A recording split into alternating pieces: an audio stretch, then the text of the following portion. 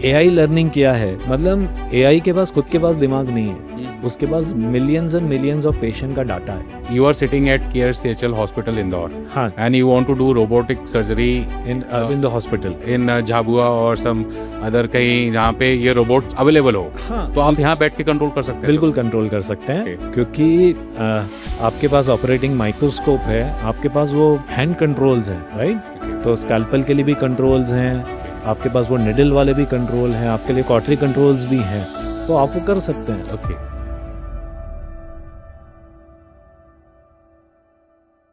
Currently, sir, there are many technological advancement is going on in the field of neurological Yeah. research and treatment. जी, Now, sir, कुछ AI tools ऐसे भी हैं जो strokes को और ब्रेन में जो ब्लीडिंग है उसको सिटी स्कैन्स की मदद से बहुत इजीली 4 से 5 मिनट के अंदर वो स्टडी कर लेते हैं। हाँ। जबकि ट्रेडिशनली हम लोगों को करीबन 2 घंटे 3 घंटे और एक बिजी शेड्यूल में से एक एक्सपर्ट की काफ़ी बिजी टाइम को निकाल के उसको जी। वो करना था। बराबर। तो how this technological changes this completely changing the survival and recovery rates of stroke and other mental related disorders, sir? ठीक है, देखो हम तो टर्शरी केयर हॉस्पिटल्स में हैं, हमारे यहाँ तो 1-2 घंटा लगता नहीं है। हमारे यहाँ radiologist, neurologist 24 hours on call है। अगर मैं केयर सीएचएल की बात करूँ, अगर हाँ पेरीफेरी की बात करें, वहाँ किसी को लकवा आया है तो आजकल तो पेरीफेरी में भी सीटी एमआरआई मशीन्स अवेलेबल है वीरेन जी। तो वो क्या करते हैं कि वो सीटी और एमआरआई को मशीन में फीड करते हैं। अब एआई लर्निंग क्या है, मतलब एआई के पास खुद के पास दिमाग नहीं है, उसके पास millions and millions of patient का डाटा है। वो डाटा वो देखता है और फिर आपके पेशेंट के डाटा से कंपेयर करता है कि इसको दिमाग में नस फटी है या इसके दिमाग में चोकिंग हुआ है, वो बड़ा है कि छोटा है, अच्छा कितने टाइम में हुआ। अगर 4.5 घंटे के अंदर हुआ तो उसको इमीडिएटली अपन थ्रोम्बोलाइज कर सकते हैं। ब्रेन में अगर हैमरेज है तो इसको सर्जरी की ज़रूरत पड़ सकती है। तो डेफिनेटली अगर कोई पेरीफेरी में है पेशेंट, उसके लिए डेफिनेटली हेल्पफुल है। हमारे यहाँ भी जैसे आपने बात करा, टर्शरी के सेंटर्स में भी प्रोसेसिंग टाइम ये थोड़ा सा कम कर देता है, डायग्नोस्टिक एक्यूरेसी इनकी थोड़ी सी ज़्यादा रहती है, तो ये हेल्प तो करते हैं।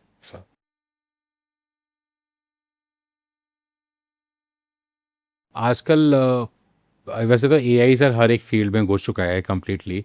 नाउ रोबोटिक्स आजकल मेडिकल लाइन में या कंप्लीट सर्जिकल फील्ड में, जी, चाहे वो किसी भी पार्ट की हो, तो रोबोटिक असिस्टेड सर्जरीज हाँ जी, they are more common and ज़्यादा एडवांस बराबर। हो चुकी हैं, at least in metro cities sir. बराबर। ठीक है, तो ये क्या फ्यूचर में ये robotic assisted surgeries take over करेगी मेन काम, या फिर हाउ सर, मतलब ये कैसे हेल्प करती है sir doctor? We want to understand this. मैं समझा देता हूँ रोबोट्स कैसे काम करते हैं। रोबोट्स का खुद का दिमाग नहीं है। अब रोबोटिक सर्जरी की आप बात करो तो सपोज आप एक सर्जन हैं, क्योंकि सर न्यूरोलॉजिकल सर्जरीज ब्रेन में बहुत ज़्यादा ही माइन्यूट प्रिसीजन आप लोग सर एक्वायर करते हैं। बिल्कुल। तो मुझे लगता है जो मेन स्टेप्स है वो तो रोबोट के लिए मुश्किल रहेगा, पर ब्रेन अब कई ब्रेन में ट्यूमर है तो सीटी स्कैन से 3D जो स्टीरियोटैक्टिक टेक्नोलॉजीज़ हैं उससे उसका लोकेशन प्रिसाइज एआई बता देता है कि आपको इतने डेप्थ पे यहाँ जाके सर्जरी करनी है तो ट्यूमर वहाँ बैठा हुआ है। तो आपकी एक एक्यूरेसी बढ़ गई, एक्यूरेसी बढ़ने से सर्जिकल कॉम्प्लिकेशंस कम हो गए, राइट। अब आप यहाँ बैठे हैं, you are a big surgeon, मैं न्यूरोलॉजी की बात नहीं कर रहा, इन जनरल बात कर रहा हूँ, और कहीं महू में या धार में जहाँ की रोबोट अवेलेबल है और आप अवेलेबल नहीं है और वो सर्जरी इमरजेंसी करनी है, so it will save lot of time. आप यहाँ बैठे बैठे रोबोट से आप वहाँ सर्जरी कर रहे हैं। That is also possible sir, you can control the robot from a different location. वो तो हो ही रहा है। ओके, अब वो तो आ ही गया है। रोबोटिक सर्जरीज सीएचएल में भी हमारे यहाँ गैस्ट्रो डिपार्टमेंट में, इन वेरियस डिपार्टमेंट्स में लोग कर ही रहे हैं। नहीं सर, मैं ये थोड़ा सा जानना चाह रहा हूँ कि हम, you are sitting at care CHL hospital Indore, हाँ, and you want to do robotic surgery in the hospital in Jhabua और सम अदर कहीं जहाँ पे ये रोबोट अवेलेबल हो, हाँ, तो आप यहाँ बैठ के कंट्रोल कर सकते हैं। बिल्कुल कंट्रोल कर सकते हैं, क्योंकि आपके पास ऑपरेटिंग माइक्रोस्कोप है, आपके पास वो हैंड कंट्रोल्स हैं, राइट। तो स्कैल्पल के लिए भी कंट्रोल्स हैं, आपके पास वो निडल वाले भी कंट्रोल हैं, आपके लिए कॉटरी कंट्रोल्स भी हैं, तो आप वो कर सकते हैं। Okay, it's a great thing sir. ये एक्चुअली जो अभी तक ऑन, क्योंकि ज़्यादा नहीं पढ़ा सर इसके बारे में, जो मुझे लगता था कि रोबोटिक सर्जरी आप उसी लोकेशन पे डॉक्टर का होना ज़रूरी है, ऐसा नहीं, नेसेसरी तो नहीं है सर। अब एग्जाम्पल ये है कि सपोज आपके घर में आपने सिक्योरिटी के लिए एक कैमरा लगाया है जो हर आदमी लगाता है, तो अगर वीरेन जी अमेरिका में हैं तो क्या आप ऑनलाइन आपके कैमरास को देख नहीं सकते कि आपके घर में क्या सिक्योरिटी है? सो एआई से, ऑनलाइन से everything is possible including surgeries. आजकल एआई से टेस्ला की कार चलने लग गई है, राइट? ड्राइवरलेस कार्स, पूरा जेन जी युवा वर्ग देख ही रहा है, अपना ये पॉडकास्ट सुन ही रहा है। तो इवन जब कार आप चला लेते हो बिजी स्ट्रीट्स पे, right, with the help of AI, with the help of robotics, तो उसी तरह सर्जरीज भी रिमोटली हो जाती हैं। नॉट ऑल सर्जरीज, बस कुछ एक सर्जरीज जो बहुत जटिल नहीं है वो अपन कर सकते हैं। जी, वेरी ट्रू सर।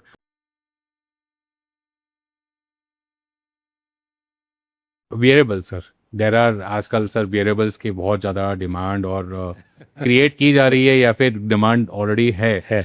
तो in the field of neurological studies और न्यूरोलॉजिकल प्रिवेंटिव केयर, जी sir what kind of wearables are there, और क्या आप सजेस्ट कर सकते हैं इसके regarding sir? Wearables cardiac disease में भी काम आते हैं। और न्यूरोलॉजी की बात करें तो जब कोई पेशेंट को मिर्गी होती है तो मिर्गी के डायग्नोसिस के लिए हम ईईजी करते हैं, उसमें ब्रेन में बहुत सारे वायर्स हम लगाते हैं। तो अब क्या हो गया वियरेबल्स में, पेशेंट को अभी तो मिर्गी आ नहीं रही है, अब मुझे मालूम नहीं है कि अगले 24 घंटे में कब आएगी, तो एक तरह की स्पेशल कैप हम देते हैं उसको वियरेबल, उसमें सब इलेक्ट्रोड्स रहते हैं। पेशेंट को कैप पहना हुआ है, उसमें इलेक्ट्रिकल वायर्स हैं, इज रोमिंग अराउंड। उसके साथ ही उसके पास एक रिकॉर्डर है, तो बीच में कभी भी अगर सीजर आता है, झटका आता है, तो वो रिकॉर्ड हो जाएगा। उसी तरह स्मार्ट वॉच आ गई है।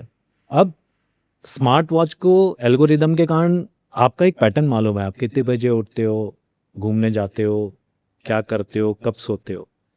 अभी कोई पेशेंट को अगर मिर्गी का अटैक आया तो उसके हाथ पाँव में जोर से कंपन होगा, जो कि स्मार्ट वॉच डिटेक्ट करती है कि अरे ये तो अजीब सा है, क्योंकि मोशन सेंसर्स लगे हैं, एक्सेलरोमीटर्स लगे हुए हैं। आपकी हार्ट बीट उस वक्त बढ़ जाती है जब आपको या मिर्गी का अटैक आता है। तो आपको मालूम है कि अपनी जो स्मार्ट वॉचेज़ हैं आपकी हार्ट बीट भी देख लेती हैं। अगर झटका खा के आप गिर गए, और आजकल वॉचेज़ में ऐसा हो गया कि गिरने के 2 मिनट के अंदर अगर आप उठे नहीं या आपकी कोई मूवमेंट नहीं है, तो वो आपके केयर, एब्सोल्युटली, वो आपके केयर गिवर्स को, आपके डॉक्टर्स को, या जो भी इमरजेंसी कॉन्टैक्ट्स को इमीडिएटली वो बताती है कि आपको फिट्स आए। या अगर पेशेंट होश में भी और थोड़ा सा उसको ट्रेमलिंग चालू हो गई, तो घड़ी एकदम इंडिकेट कर देती है स्मार्ट वॉचेस, तो आप जाके अपने मेडिसिन ले सकते हो। तो मतलब एक स्मार्ट वॉच भी हमारी लाइफ सेव कर सकती है sir?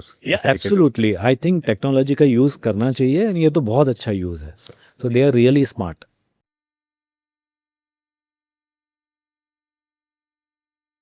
Now we talk about accessibility and affordability sir.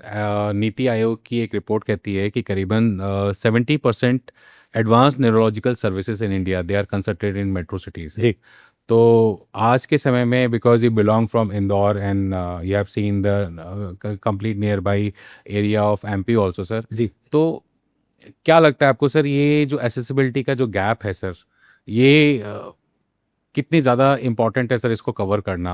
मतलब at a policy level also, policy level पर भी जो पॉलिसी मेकर्स हैं उनको भी बहुत ज़रूरत है इस चीज़ को सोचने की कि इसमें हम थोड़ा सा इस गैप को हम कम से कम कर सकें।